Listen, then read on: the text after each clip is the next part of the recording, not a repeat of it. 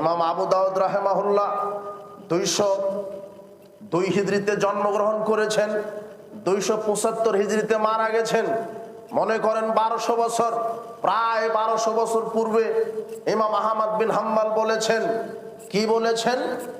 যে লাউল হাযিল সাবা লাউ তারাসাল ইসলাম ইয়ানি আসহাবুল হাদিস। যদি আহলে হাদিস, আলেম ওলামা, আহলে হাদিস ফকিহ, আহলে হাদিস বিদ্বানগণ পৃথিবীতে না থাকতো, তাহলে পৃথিবীর ইতিহাস থেকে নবী করিম সাল্লাল্লাহু আলাইহি সাল্লামের বিশুদ্ধ দ্বীন ইসলাম আগেই মিটে যেত। আজকে জাতির উপরে পৃথিবীতে বিশুদ্ধ ইসলাম টিকে আছে। মানুষ শিরককে শিরক জেনেছে, বেদাতকে বিদাত জেনেছে। একমাত্র আহলে হাদিস আলেম ওলামাদের দীর্ঘ অতন্দ্র প্রহরী এই চির প্রচেষ্টার মাধ্যমেই আজও পৃথিবীতে নির্ভেজাল আদি ইসলাম আজও জীবন্ত আছে, কিয়ামত পর্যন্ত জীবন্ত থাকবে ইনশাআল্লাহ।